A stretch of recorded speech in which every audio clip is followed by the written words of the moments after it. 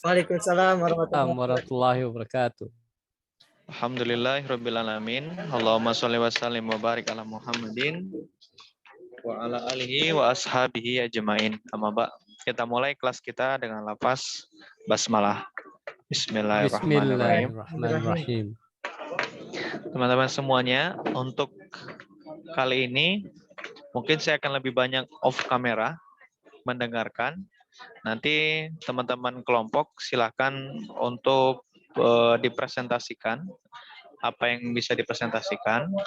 Setelah itu untuk hari ini tidak ada penunjukan nama-nama.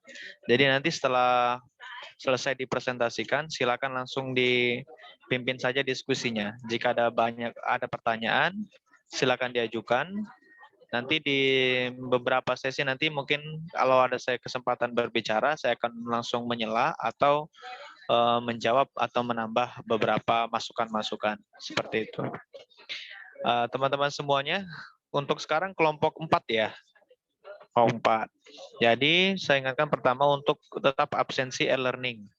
Bagi yang belum ada namanya di e-learning, laporan ke Nisa ya. Jadi supaya mudah, biar direkap sama Nisa untuk teman-teman yang belum ada di e-learning. Supaya nanti tidak tertinggal. Kadang kalau di saya, takutnya iya, kalau saya rekap kadang udah ketimbun chatnya kebanyakan, jadi ngeceknya agak susah. Jadi nanti minta tolong ke Nisa nanti untuk merekapnya jika ada teman-teman yang belum masuk e-learning seperti itu. Baik, silakan kelompok 4 dipimpin, dimulai. Saya akan mendengarkan untuk diskusinya. Terima kasih. Silakan.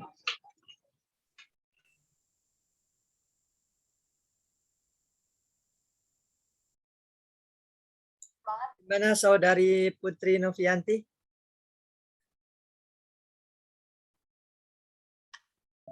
Tadi udah gabung belum ya Pak? Boleh sambilan, nanti saya hubungi Saudara Adi. Belum gabung ya? Belum.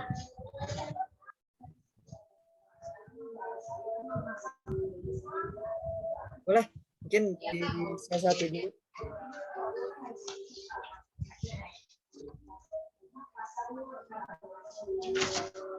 Buka aja ya. Bismillahirrahmanirrahim.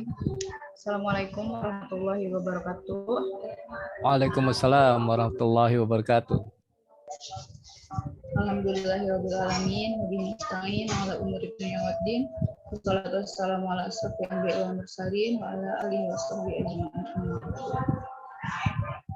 Pertama, marilah kita panjatkan puji serta syukur kehadirat Allah Subhanahu wa taala yang telah memberikan kita nikmat sehat sehingga kita dapat berkumpul pada malam hari ini dalam mata kuliah perbandingan mazhab.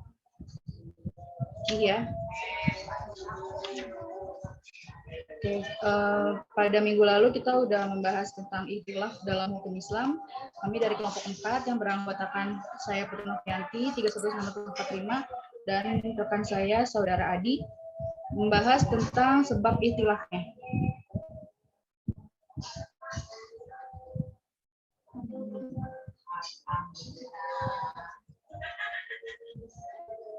Adi.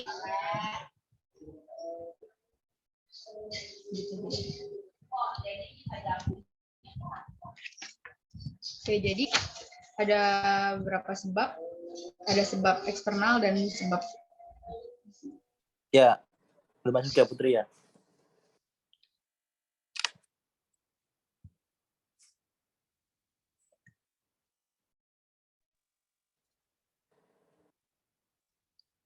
Ya, untuk sebab-sebab di sini kita udah bahas masalah kemarin tentang ikhtilaf, teman-teman. Dan masalah ikhtilaf, metode studi ikhtilaf dan lain sebagainya. Di sini kita akan membahas tentang kenapa sih kok ada ikhtilaf gitu kan. Yang masuk kepada pembahasan tentang sebab-sebab ikhtilaf baik dalam internalnya maupun dalam eksternalnya, teman-teman. Nah, teman-teman semuanya yang dirahmati Allah, di sini ada 6 daripada sebab eksternal terjadinya sebuah ikhtilaf, di mana yang pertama itu berbeda dalam hal jumlah, teman-teman. Jumlah perbendaharaan hadis yang dimiliki oleh para mujtahid, di mana karena perbedaan tersebut, sehingga adanya satu hadis yang dimiliki oleh seorang mujtahid belum tentu dimiliki oleh mujtahid berikutnya, ya kan? Itu yang menyebabkan perbedaan dalam eksternalnya. Nah, yang kedua, faktor eksternalnya adalah kurangnya para mujtahid dalam memperhatikan situasi pada saat Rasulullah menyabdakan hadis, gitu kan? Apakah hadis itu berlaku untuk umumkah, khususkah, ya kan? Atau hadis tersebut mengandung perintah untuk selamanya atau sementara. Itu yang kedua. Lalu yang ketiga, teman-teman, di antara sebab eksternal daripada ikhtilaf adalah banyak para mujtahid yang terpengaruh akan pendapat yang disampaikan oleh pemuka-pemuka terdahulu, gitu. Di mana yang disampaikan adalah tentang fatwa ulama sebelumnya, ya kan? Bahwa satu masalah sudah diijmakan ulama, padahal sebenarnya masalah tersebut belum pernah diijmakan. Nah, lalu yang keempat, adanya para mujtahid yang memandang lebih terhadap amalan-amalan sunnah nih, gitu kan? Sehingga menimbulkan anggapan di kalangan orang awam kepada amalan yang wajib, jadi lebih mengutamakan yang sunnah. Lalu yang kelima, teman-teman, di antara sebab eksternal daripada ikhtilaf itu berbeda daerah, teman-teman. Nah, ini berpengaruh juga nih, ya kan? Sebab berbeda daerah tempat tinggal para mujtahid sehingga mengakibatkan perbedaan dalam meriwayatkan hadis, gitu. Ada yang di mana Damaskus, Mesir dan lain sebagainya, gitu kan. Karena beda tempat tinggal, ya kan, di daerah, maka beda juga periwayatan hadisnya. Lalu yang terakhir, teman-teman, di antara sebab eksternal terjadinya ikhtilaf itu karena beda cara pandang, ya kan, beda cara pandang, ya kan, di dalam bidang perpolitikan di kalangan bagi kaum muslimin, di mana dengan beda cara pandang tersebut itu menimbulkan munculnya berbagai golongan, teman-teman. Ada yang tahu gak golongan apa aja? Nah, coba tetap kontak saya. Asik. Pertama itu ada golongan Syiah, ada golongan Khawarij, ada golongan Mu'tazilah. Nah, dari golongan-golongan tersebut itu masing-masing, ya kan, mempunyai macam-macam aliran cabangnya, teman-teman. Ada Syiah, ada macamnya lagi, dan lain-lain sebagainya. Yang mana kesemuanya ini nih, ya kan, semua daripada golongan tersebut, ya kan, mempunyai filsafah dan pandangan hidup sendiri-sendiri. Jadi ya beda-beda. Tidak hanya menyangkut masalah politik, tapi juga mengenai masalah ibadah. Itu yang termasuk daripada sebab eksternal terjadinya sebuah ikhtilaf. Nah, itu eksternal nih. Kita masuk ke berikutnya tentang sebab internal. Kalau eksternal itu di luar, internal di dalam. Gitu. Nah, sebab internal cuma ada 3 doang, teman-teman. Kenapa sih kalau terjadi ikhtilaf? Itu kalau dari internalnya itu cuma ada 3. Apa aja? Yang pertama, itu sebab yang berlatar belakang pada lugat. Lugat itu adalah redaksi. Itu yang pertama. Kedua, itu dipengaruhi oleh sebab yang berlatar belakang pada periwayatan sunnah. Yang tergantung periwayatannya nih, latar belakangnya. Dan yang ketiga, sebab yang berlatar belakang pada kaidah usul dan metode istinbat hukum. Nah, istinbat hukum itu apa? Nanti kita sharing lah, buat jadi bahan pertanyaan.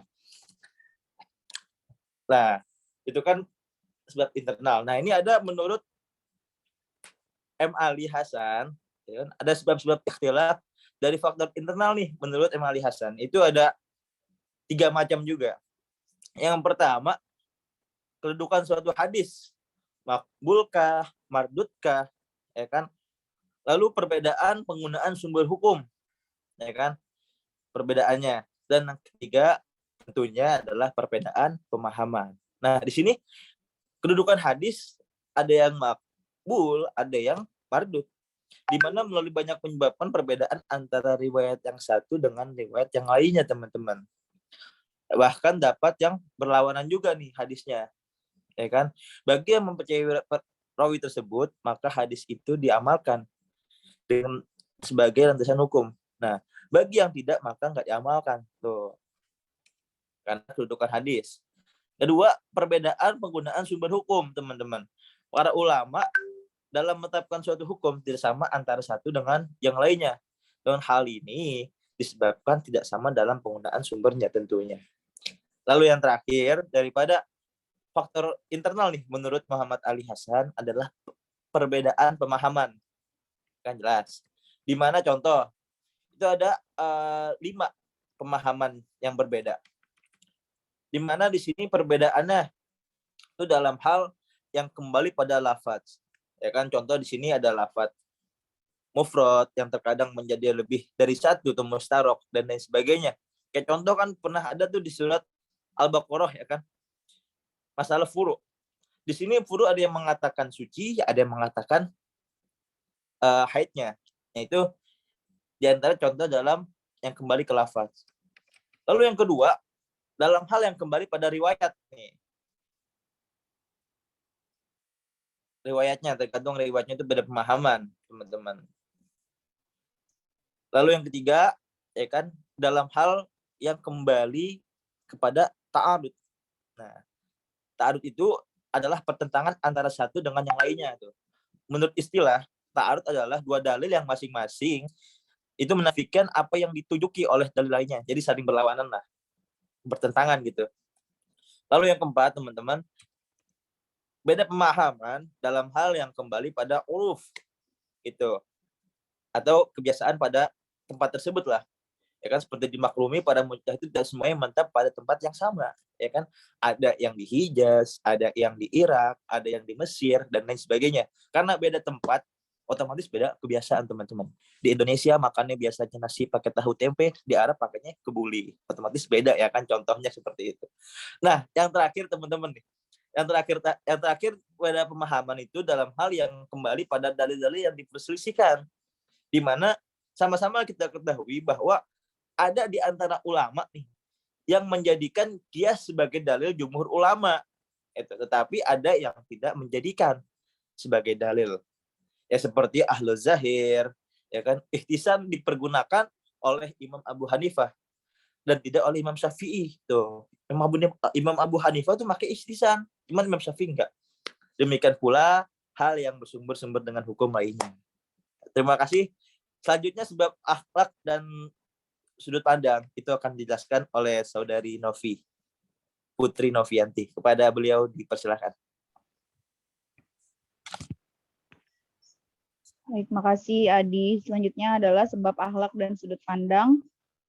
Menurut Dr. Yusuf Qardawi, sebab-sebab ikhtilaf itu ada 2 macam. Yaitu yang pertama, ikhtilaf yang disebabkan akhlak. Di antaranya membanggakan diri dan mengagumi pendapatnya sendiri. Buruk sangka kepada orang lain dan mudah menuduh orang lain tanpa bukti. Egoisme dan mengikuti hawa nafsu dan di antara akibatnya ambisi terhadap kedudukan. Fanatik terhadap pendapat orang lain, mazhab dan golongan. Fanatik kepada negeri, daerah, partai, jamaah, dan pemimpin. Yang kedua, ikhtilaf yang ditimbul karena perbedaan sudut pandang mengenai suatu masalah. Baik masalah ilmiah seperti perbedaan pandangan mengenai penilaian terhadap sebagian ilmu pengetahuan, ilmu hukum, ilmu tasawuf, mantik, filsafat, dan lainnya. Selanjutnya, tujuan mengetahui sebab ikhtilaf. Mengetahui sebab-sebab terjadinya perbedaan pendapat para imam mazhab dan para ulama fikih sangat penting untuk membantu kita agar keluar dari taklid buta. Karena kita akan mengetahui dalil-dalil yang mereka pergunakan serta jalan pemikiran mereka dalam penetapan hukum suatu masalah. Sehingga dengan demikian akan terbuka kemungkinan untuk memperdalam studi tentang hal yang diperselisihkan itu, meneliti sistem dan cara yang lebih baik serta tetap dalam mengistinbatkan hukum. Juga dapat mengembangkan kemampuan dalam hukum fikih. Bahkan akan terbuka kemungkinan untuk menjadi mujtahid. Di samping itu, apabila diketahui bahwa sebab yang menimbulkan perbedaan tersebut kurang tepat dijadikan alasan, maka akan diusahakan untuk mendudukannya pada proporsi yang tepat. Sebagaimana telah diketahui bahwa sebagian besar yang mereka pergunakan adalah hadis. Sedangkan hadis dikala itu masih belum dibukukan, sehingga mungkin saja masih banyak hadis yang tidak diterima oleh mereka dan ada hadis yang sudah mereka peroleh. Tetapi mereka menolaknya karena diragukan kebenarannya dari Nabi Shallallahu Alaihi Wasallam. Setelah generasi mereka, ilmu hadis sudah tersusun, sehingga dapat diketahui mana hadis yang sahih dan mana hadis yang doif. Jadi kalau ternyata ada fatwa sahabat atau generasi sahabat itu didasarkan pada ra'yi saja karena tiada ditemukan hadis dalam suatu masalah, maka dengan adanya hadis sahih yang bertalian dengan masalah tersebut, tentu hukum yang mereka telah tetapkan boleh ditinjau kembali dan tidak perlu dicari-cari alasan untuk membela alasan mereka. Karena mereka sendiri sepakat bahwa sepanjang ada hadis atau nas, terutama yang sahih, maka ra'yu harus dikesampingkan. Selanjutnya, dampak ikhtilaf dan upaya mewujudkan kesatuan umat Islam. Perbedaan pendapat dalam segala aspek kehidupan sudah merupakan hal yang tidak dapat dihindari dalam dinamika pemikiran dan pemahaman manusia, guna menyauti dan menjawab persoalan umat yang semakin kompleks ini. Akui bahwa perbedaan pendapat memiliki nilai-nilai yang cukup positif bagi dinamika kehidupan manusia. Akan tetapi, keberadaannya juga berdampak negatif terhadap dinamika umat, terutama bagi orang yang tidak siap menerima perbedaan itu. Dalam kenyataannya, perbedaan pendapat telah membuka dinamika yang tinggi, tetapi pada sisi lain telah pula mengakibatkan terjadinya perpecahan di kalangan umat. Perbedaan yang telah membuka dinamika umat dapat terlihat dengan ramainya dialog dan polemik pada zaman klasik Islam yang akhirnya melahirkan kemajuan intelektual keagamaan yang luar biasa dalam sejarah. Perpecahan di kalangan umat sebagai dampak perbedaan pendapat dalam bidang keagamaan juga dapat terlihat pada terjadinya tuding-menuding dengan simbol moral keagamaan, bahkan keterlakuan sampai pada mengkafir-kafirkan. Sebagai wujud kedinamisan tersebut dapat terlihat dalam sejarah, apalagi dalam sejarah hukum Islam. Sejarah dengan perkembangannya, perbedaan pendapat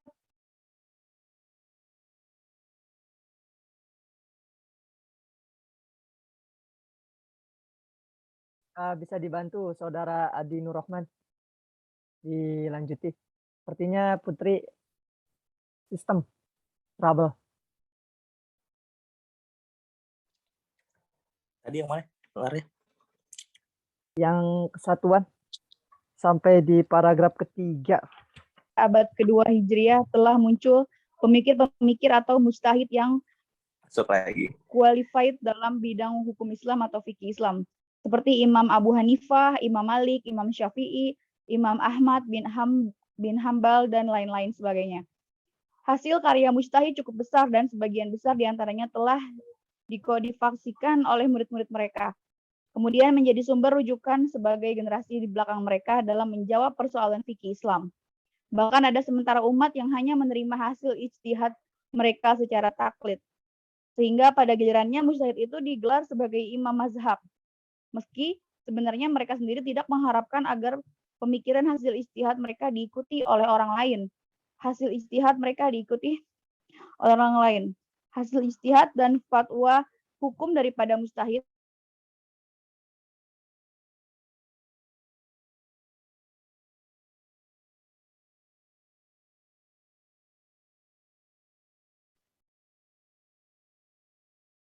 Sementara itu adanya indikasi yang menunjukkan terjadinya perpecahan sebagai dampak perbedaan pendapat telah pula mewarnai dinamika kehidupan umat.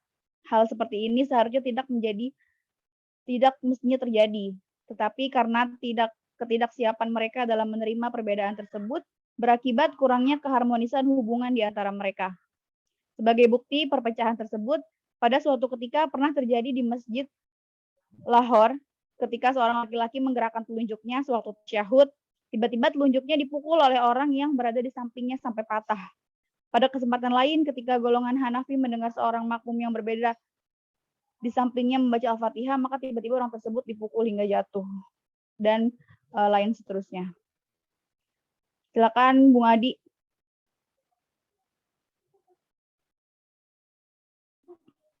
Ya, terima kasih teman-teman yang sudah bantu menyimak. Mudah-mudahan kalian yang memperhatikan dan mendengarkan mendapat nilai pahala dari Allah Subhanahu wa taala. Amin. Nah, teman-teman, kita masuk pada sesi sharing session. Asik. Sebelumnya kira-kira ada ingin menambahkan nggak tentang sebab-sebab ikhtilaf? Barangkali ada yang baca buku yang di sini nggak ada gitu. Bisa tolong di-share ilmu-ilmunya, silahkan. Wah, kayaknya nggak ada yang baca nih. Nggak ada yang mau nambahin. Ya udah deh. Kalau nggak ada yang mau nambahin, coba ada gak yang mau nanya nih tentang sebab ikhtilaf baik dalam faktor internal maupun faktor eksternal. Ya, silakan teman-teman. Kita buka 2 pertanyaan dulu deh. Ya, silakan. Oke. Pertama Salman, kedua siapa nih? Biar saya kunci dulu. Yang perempuan boleh silakan. Ukhti, monggo keluarkan pertanyaan yang kalian bingungkan. Silakan. Saudara Muhammad Ilyas tuh kayaknya. Bung Oh, Adi coba kita perempuan gimana? Perempuan masih ada yang mau harus nanya kan? pemain tembak harus ditembak dulu kalau mau nanya. Udah. Nih, soalnya udah pada megang kepala nih, kayak ada yang mau ditanyain, cuman bingung kata-katanya. Silakan. Jangan malu-malu.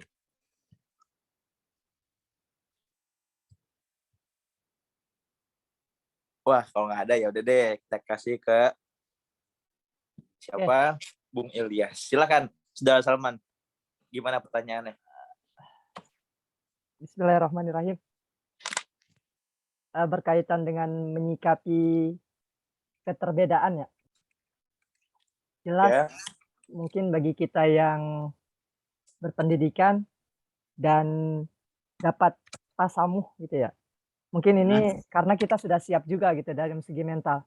Tapi kan di luar atau disebut biasa dibilang sama Ustadz Dinil di akar rumput kan orang ada menyikapi keterbedaannya dengan levelnya masing-masing ya. Ada yang levelnya 1, ada yang levelnya 2, ada yang levelnya 10 sampai menjustifikasi mengkafir-kafirkan gitu. Bahkan ada yang levelnya 100 mungkin sampai mengatakan dolala finnar. Nah, sedangkan kan tadi ditujukan bahwasanya harusnya dampak dari ikhtilaf ini sejatinya mempersatukan, mewujudkan kesatuan umat Islam. Nah, mungkin dari pemakalah bisa memberikan penyampaian tentang dengan kondisi yang seperti itu, dengan keterbedaan yang difahami oleh setiap individu, dengan versi mereka masing-masing, ya dengan tingkatannya masing-masing. Nah itu bagaimana sih cara untuk mewujudkan gitu, mensiasatinya agar memang dampak dari ikhtilaf ini tetap bisa mempersatukan gitu. Seperti itu Saudara Adi, karena kan nyatanya ada kajian A yang mungkin ada sedikit berbeda malah sering terjadi cekcok, atau sebaliknya di kajian ini bahkan ketika kita mengikuti kajian atau taklim atau kegiatan-kegiatan yang ini fokusnya tentang menyalahkan orang yang membid'ahkan gitu ya. Sedangkan yang sono jadi bukan fokus intinya bukan menanamkan nilai-nilai Islam yang seharusnya, malah merasa paling benar gitu. Baik dari golongan apapun gitu. Nah, mungkin itu bagaimana mensiasati dari dampak ikhtilaf yang terjadi seperti ini agar nantinya bisa mempersatukan antara kaum muslim. Itu yang pertama. Terus mungkin tadi ada materi di bagian saya belum paham nih tentang sebab internal. Boleh Saudara Adi di halaman 28 misalnya. Yang tadi antum sampaikan menurut Muhammad Ali. Ya. Oke. Nah, menurut Muhammad Ali di sini kan ada beberapa kedudukannya antara hadis makbul maupun mardud ya, diterima atau ditolak. Kemudian ada perbedaan penggunaan sumber hukum. Di sini kan kalau kita pahami sumber hukum itu setiap kita sama ya. Ini maksudnya sumber hukum atau dalil yang dijadikan sumber gitu. Yang berbeda itu maksudnya apa? Karena kan kalau yang saya pahami penggunaan sumber hukum yaitu Al-Quran hadis gitu. Itu yang paling dominan, yang paling awal tentu Al-Quran. Nah, sedangkan ini mungkin bisa disampaikan. Khawatir saya salah menafsirkan. Oh, perbedaan penggunaan sumber hukum ya? Ya, penggunaan sumber hukum gitu. Maksudnya apa nih dalilnya? Makasih. Oke. Udah ya. Untuk Bung Ilyas gimana?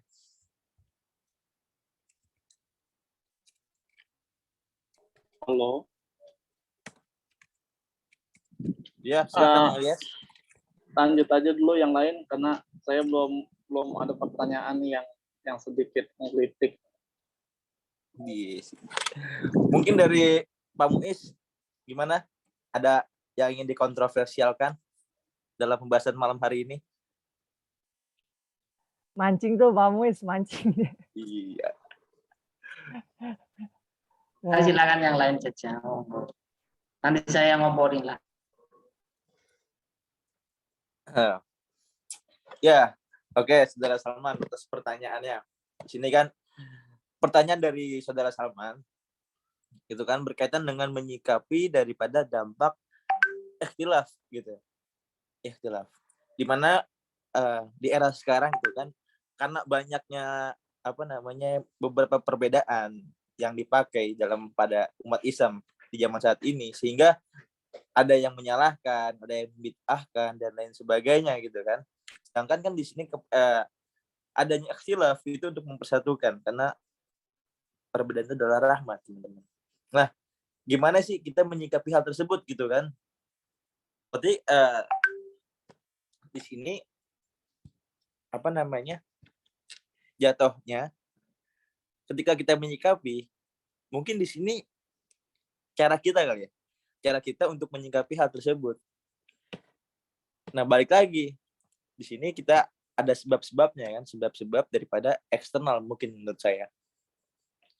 Mungkin bagi orang yang nggak tahu gitu kan, kurangnya perbendaharaan hadis yang dimiliki dari orang yang menyikapi, sehingga wah mungkin ini salah nih, ini benar nih. Nah, balik lagi kok kata saya sih karena kurangnya ilmu kali, kurangnya ngaji, kurangnya belajar, makanya dia bisa menyalahkan. Coba dia banyak belajar, banyak ngaji, mungkin lebih luas pandangannya.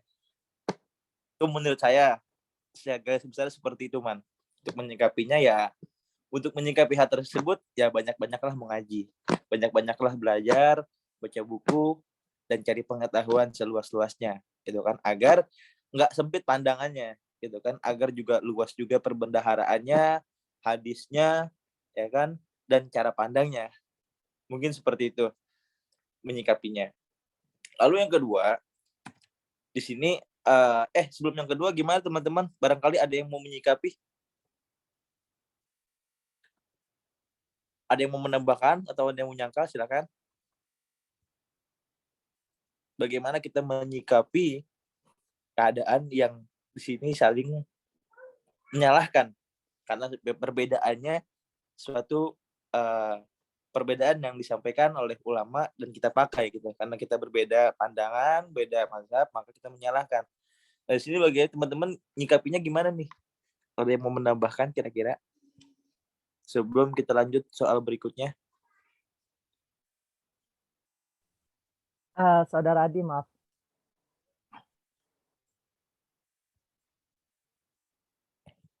Oh iya, yang nanya bukannya tunjuk ya, sorry. Enggak, untuk hari ini enggak. Karena tadi di awal sudah dikasih informasi. Oke. Ya gimana Salman? Enggak gimana nih? Tadi kan jelas ya, semua pasti balik lagi ke pendidikan seseorang ya. Betul. Belajar lagi, ya pasti ketentuannya ke situlah. Ketika seseorang mau berpikir secara dinamis, nah itu juga seharusnya menjadi rumus kehidupan. Dan itu juga bisa menjadi cara kita untuk menyikapi adanya keterbedaan. Tapi faktanya, maaf, ini yang saya lihat gitu. Banyak juga orang yang berpendidikan yang belajar-belajar gitu. Masih gitu ya. Apakah mereka keternyamanan mereka dengan mungkin sikap fanatiknya atau mungkin sifat-sifat yang lain sehingga mau membaur itu dengan keterbedaannya itu ya belum bisa gitu. Mereka belum mampu gitu. Walaupun mereka pandangannya sudah luas, tapi keluasannya itu kurang gitu. Luasnya aja tapi keluasannya belum. Nah, makanya saya ingin tanyakan itu juga seperti apa gitu. Katanya kan tadi belajar. Nah, karena saya lihat banyak orang-orang yang berpendidikan bahkan jauh dengan keilmuannya, itu nilai keluasannya masih belum bisa diterapkan dalam kehidupan sehari-hari. Makasih, Saudara Adi. Ya, itu juga jadi polemik juga buat kita kan. Karena kita bisa ngomong begitu, itu kita melihat bukan dari orang-orang yang biasa, benar gak sih? Orang-orang yang benar-benar satu terpandang, dua emang dia punya ilmuwan, ya kan? Yang membuat kita jadi kok Ustadz A begini, Ustadz B begini, kok saling mengadu apa argumen dan saling menyalahkan seperti itu kan ya Salman ya. Sebenarnya sih permasalahannya di akar rumputnya Saudara Adi. Ya, di masyarakat murid-muridnya gitu. Ya. Nah, kalau kita di sini kan kita menyikapi ya. Mungkin di sini kita melihat apa namanya? Murid-muridnya gitu. Ya kalau saya menyikapinya jangan ikut-ikutan. Kalau saya jangan ikut-ikutan untuk ikut menyalahkan juga gitu. Apalagi kita udah belajar. Oh, mungkin dia begini ngikutin mazhab ini, dia begini ngikutin mazhab begini. Ya kita jangan ikut-ikutan untuk menyalahkan juga gitu kan. Kita sebagai pemuda yang intelektual, yang amaliyah, ilmiah amaliyah, jangan seperti itu gitu kan. Ya yang tadi yang disampaikan gitu kan. Ya mungkin ilmu kita belum seluas mereka-mereka, cuman kita bisa dimenang ke lulusan kita. Dalam artian ya udahlah gitu kan. Toh mereka merasa benar dan ini benar, kita kan nggak tahu yang benar itu siapa, karena kebenaran hanya milik Allah Subhanahu Wa Taala. Ya coba teman-teman silakan sampaikan dulu pendapatnya, barangkali yang punya pendapat.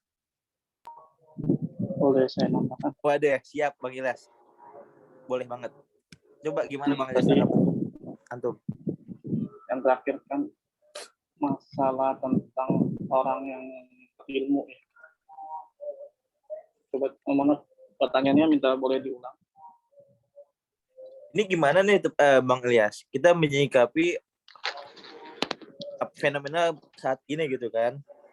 Ketika perbedaan mazhab atau perbedaan ikhtilaf yang dipakai oleh pada orang-orang pada saat ini gitu kan. Sedangkan ada yang menyalahkan, ada yang bid'ahkan, ada yang menyesatkan dan lain-lain sebagainya. Nah, bagaimana kita menyikapi nih akar rumput atau orang-orang ya kan yang beranggapan seperti itu gitu. Padahal di sini yang kita capai dampak dari ikhtilaf adalah kesatuan. Itu gimana Bang Ilyas? Boleh dipersilakan. Ini yang pertama, kalau ngelihat dari sisi karakter ya, karakter orang, sifat orang, semuanya secara pemikiran pasti beda semua, kan? Sama seperti ulama, gitu, pengetahuannya beda, apa yang beda, gitu kan, ilmunya beda. Jelas dari segi pengetahuan yang tadi disampaikan, mungkin kalau pendapat saya, mungkin orang tersebut atau seseorang tersebut membid'ahkan sesuatu apa segala macam, mungkin dia hanya memakai satu pendapat saja gitu, belum mencapai sampai ukuran yang namanya al-farqun, pembeda. Jadi kalau seandainya dia cuma hanya sebagai cuma hanya sebagai al-farqun, cuma membedakan doang gitu. Tapi kalau seandainya dia sampai tasyri, tingkatannya penjelasan baru. Itu yang saya dapat dari Al-Adab wal Usul di Tologul Ilmi min Kitabul Fiqhiyah.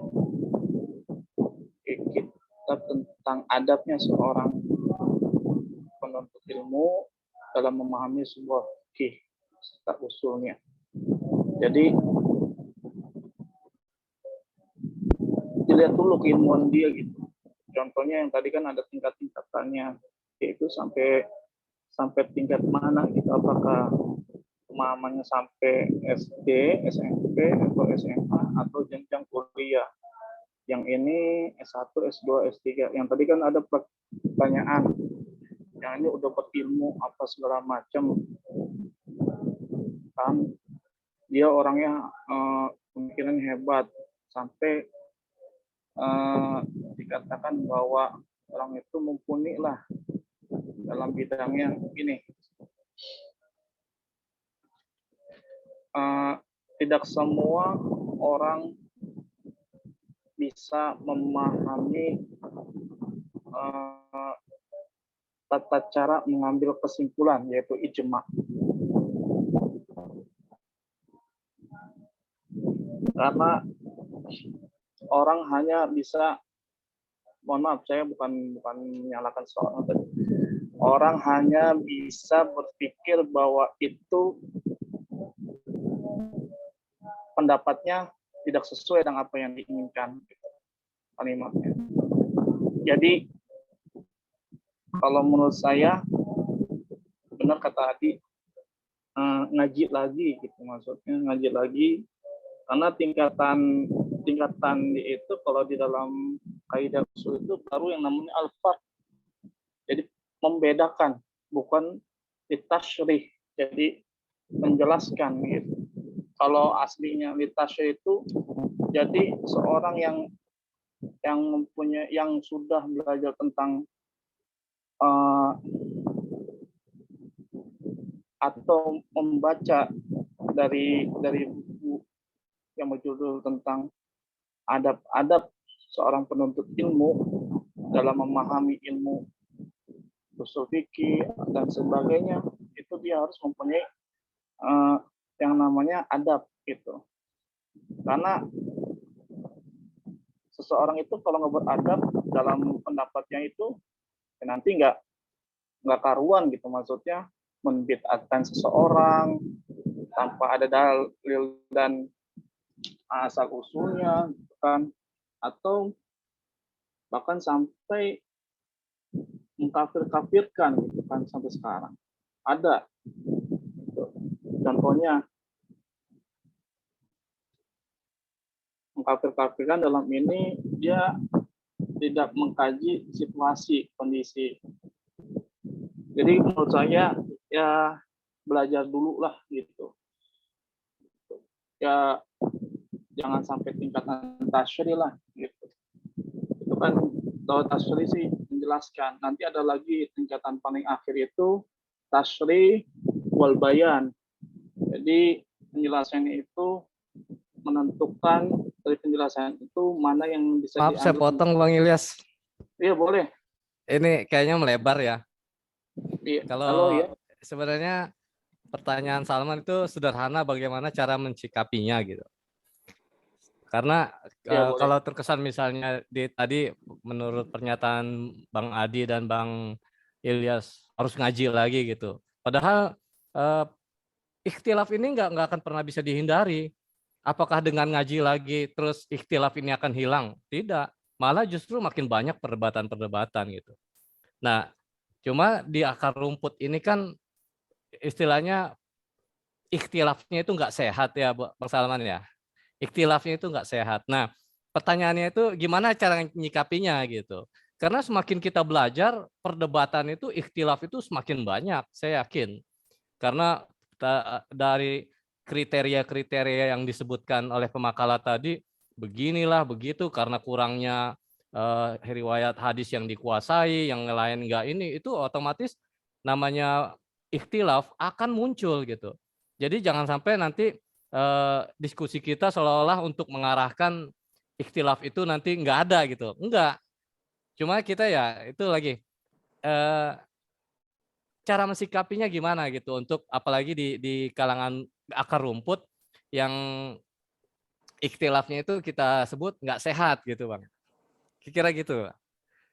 Ya, jadi gini, saudara Bang Ilyas dan saudara Koko, menurut saya ikhtilaf itu nggak mungkin punah, nggak mungkin bakal nggak terjadi, nggak mungkin. Kenapa? Karena di sini kita nggak bakal bisa menghilangkan perbedaan. Ya kan, itu ada perbedaan yang cara pandang dan pemahaman dan lain sebagainya, ya kan, dengan alasan, dengan sebab-sebab yang telah kita sampaikan tadi oleh pemakalah. Nah di sini untuk menyikapinya dengan cara kita banyak ngaji. Ya saya tetap mempertahankan saya punya argumen dengan banyak ngaji. Kenapa? Dengan di sini kita banyak ngaji, banyak belajar, banyak baca buku, banyak mencari pandangan. Itu bukan berarti kita tambah pusing masalah perbedaan, ya kan? Nah, dengan banyaknya kita pengetahuan tentang ikhtilaf dan sebagainya, luasin juga keluasan kita dalam perbedaan tersebut. Ya harusnya dengan kita tahu, wah ini beda, wah ini ada, oh ulama ini begini, wah imam mazhab begini, begini. Ya kan karena perbedaan tersebut ya harusnya kita tambah luas gitu kan. Oh orang ini nggak pakai kunut, oh mungkin nggak pakai kunut, ngikutin mazhab ini. Ya udah nggak apa-apa. Oh orang ini telunjuknya begini-begini, kita nyikapin gimana? Ya karena kita banyak ilmu, kita bisa menyikapi. Ya dengan menyikapi tersebut ya perdalaman ilmu agama, banyaklah mengaji, banyaklah baca buku, dan nambahlah wawasan. Kalau saya seperti itu, bukan berarti dengan kita banyak kaji kita nambah pusing karena dihadapi dengan berbagai macam keikhtilafan dan lain sebagainya. Bukan. Dengan kita banyak kaji, justru kita harus makin tahu ternyata yang dia lakuin begini, oh dia ngikutin mazhab ini. Yang dia lakuin begini, oh ngikutin pendapat ini. Itu menurut saya. Ya, baik teman-teman barangkali ada yang berbeda pendapat, ya monggo silakan.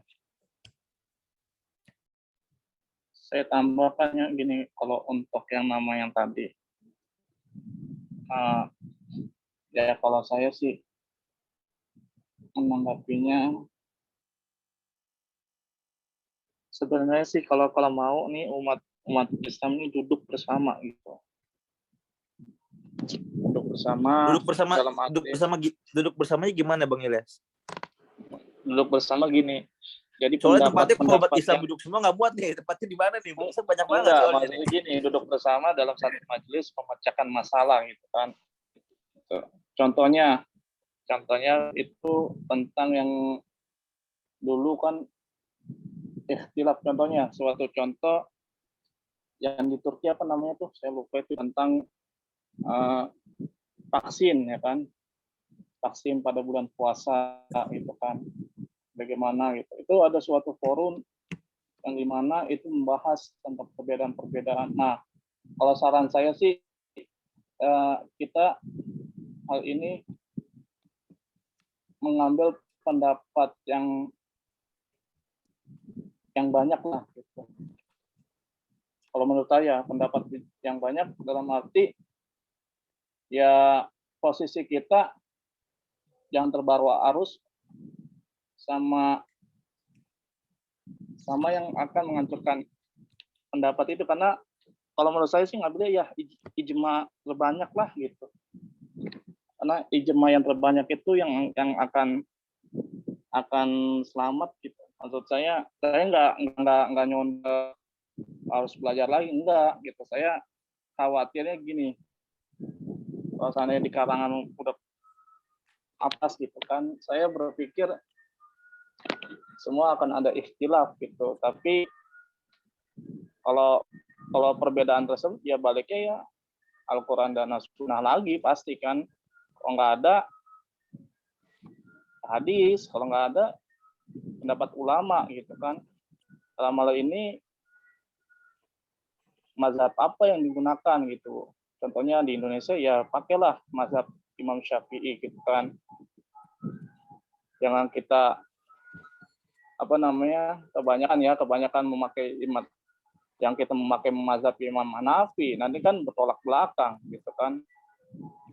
Itu saja. Jadi gimana nyikapinnya kita, intinya Bang Ilyas, dengan cara bagaimana kita menyikapinya? Kalau saya sih yang pertama gali dulu itu pembahasan tersebut, gali dulu, ambil kesimpulan. Kalau nggak bisa tanyakan kepada yang lebih tahu gitu. Fas'al ahli dzikri in kuntum la ta'lamun gitu kan. Itu saja. Kalau seandainya tetap kayak gitu, ya sudah balik ke dirinya masing-masing gitu kan. Berarti lebih ke apa namanya? Mungkin kita belum berkapasitas. Coba tanya sama ahlinya gitu ya. Iya. Lebih menyerahkan ke ahlinya gitu. Iya. Kalau seandainya pendapat ahlinya gitu, kita lihat gitu, maksudnya ini selaras gak gitu. Kalau seandainya ahlinya tersebut bertolak belakang sama kita, ya udah kita cari sumber-sumber yang yakin, langsung kita ijtihad bahwa pendapat tersebut adalah pendapat yang akan kita pakai. banyak kok kitab-kitab ijma ulama yang memberikan fatwa bahwa apabila pendapatku salah maka carilah pada orang yang sebelumku yang telah memberikan fatwanya. Jadi kita Ya khair. Oke. Berarti kesimpulannya ya kita serahkan lagi kepada yang ahlinya itu sama. Kalau menurut saudara Bung Ilyas. Barangkali teman-teman bisa menyampaikan pendapat yang lain, silakan. Atau Maaf, Salman gimana sebagai Saudara penanya? Adi. Sepertinya Ustadz Dinil ada yang mau disampaikan, khawatir. Tadi infonya beliau baterainya mau lowbat gitu. Oh Ada gitu. yang mau disampaikan dari Baik, siap. Baik. Oke, mungkin untuk pertanyaan kita nanti kita lanjut. Kita dengarkan dulu yang akan disampaikan oleh dosen kita, Bapak Daniel Abrol Sultani. Kepada beliau dipersilahkan. Yuk.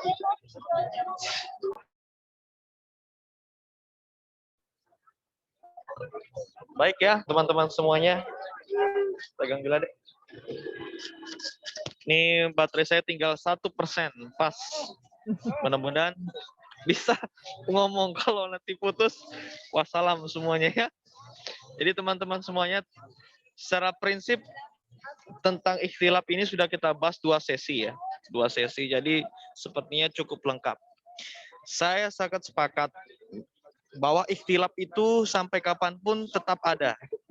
Sepanjang orang masih berpikir dan masih punya akal pikiran, maka sepanjang itu pula terjadi berbagai perbedaan pendapat. Ditambah juga dengan perkembangan zaman yang terus berkembang, sehingga masalah-masalah pun akan terus berubah yang tidak bisa kita prediksi sekarang ini. Dan itu berkaitan dengan hukum Islam. Jadi tentang produk hukum itu akan selalu berkembang setiap zamannya, dan ini tidak akan pernah selesai. Maka dari itu kita tidak boleh kaku terhadap suatu pendapat atau suatu ketetapan. Maka kita harus bisa menyesuaikan dengan kondisi-kondisi yang ada, sehingga kemaslahatan dicari yang paling minim moderatnya. Nah itu menurut saya, paling minim moderatnya itu yang diambil gitu. Karena memang kalau nanti terjadi perbedaan dan pertentangan, karena semua orang akan menganggap pendapat dia yang paling bagus, pendapat ini yang paling bagus. Jika semua berpendapat seperti itu, tidak akan pernah bisa duduk bersama seperti yang disampaikan oleh Adi tadi. Jadi memang untuk pembahasan di akar rumput ini agak susah. Makanya kita sebagai orang yang berpendidikan, hendaknya mulai dari kita dulu berbeda. Jangan sampai kita yang sudah sekolah, sudah kuliah, sama juga pandangannya dengan orang yang belum sekolah, seperti itu. Dan setidaknya kita bisa menjadi agent of change ya, artinya bisa memberikan edukasi kepada masyarakat bahwa perbedaan itu tidak perlu dipertebal, tidak perlu dipertebal, tidak perlu diperdalam. Kita intinya bisa mengedukasi. Nah itu menurut saya. Teman-teman semuanya, perlu saya ingatkan,